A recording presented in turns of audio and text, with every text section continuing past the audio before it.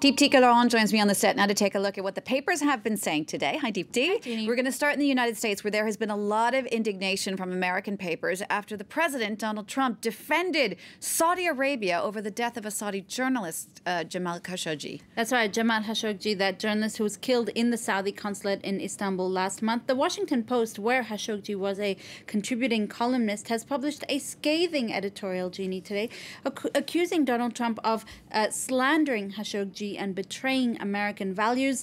His defense of the Crown Prince coming because Donald Trump said Saudi Arabia was willing to keep oil prices stable. For the Washington Post, Donald Trump is, quote, justifying his affinity for a brutal and reckless leader. There's a really interesting piece from the New York Magazine as well that calls it a, quote, bonkers defense delivered in Trump's authentic dialect, I quote, featuring no fewer than 8 exclamation points, or, I quote, approximately 8 more than the number of exclamation points that you would normally see in a diplomatic statement about a murder.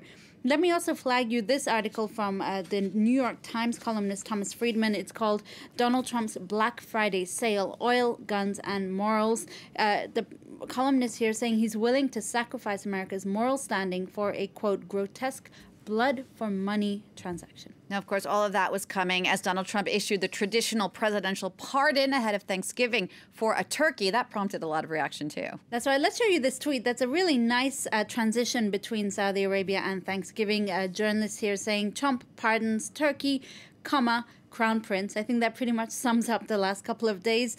Who is the real turkey, though, you might ask? At least for cartoonist Phil Hands, he depicts Donald Trump as a turkey, saying to Robert Mueller and his Russian collusion investigation that he can pardon himself, of course, in reference to Donald Trump's comments saying that he could pardon himself earlier this year.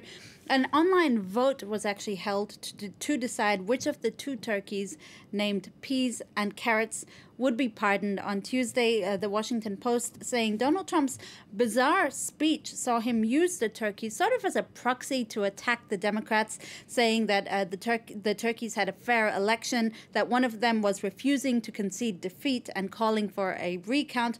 A speech that the Washington Post says was, quote, reality show meets absurdist theater. Now, Jeannie, I'm sure you're wondering what happened to those turkeys after that ceremony. Well, the Huffington Post notes that they really lived it up in the days before the ceremony. They were put up in a hotel suite, given a feather fluffing room service. They'll now spend the rest of their days in a turkey retreat in Virginia. That is one of the stranger traditions there in the United States. I will give you that. All right, The Guardian now has published some exclusive findings into the rise of the far right and far right voters in Europe. In particular, The Guardian and political analysts, well, they've analyzed the performances of European populist parties in national elections in Europe over 2 decades. Here are some figures for you. 2 decades ago, populist parties were basically accounting for about 7% of votes.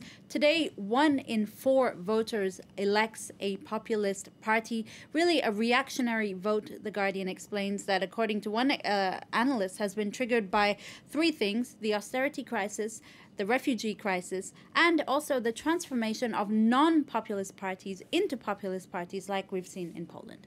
Deepti, you've also found a piece that looks at the fascinating future of flying.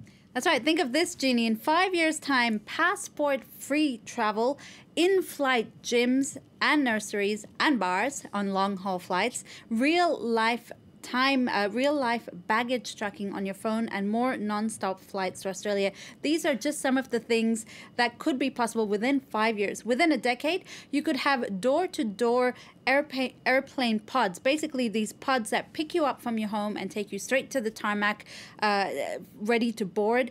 In half a century, we could have pilotless planes. This is what awaits us in the future. Sounds good, but I'd still want teleporting. It'd be easier to pop home for Thanksgiving, for example. All right, just to wrap up now.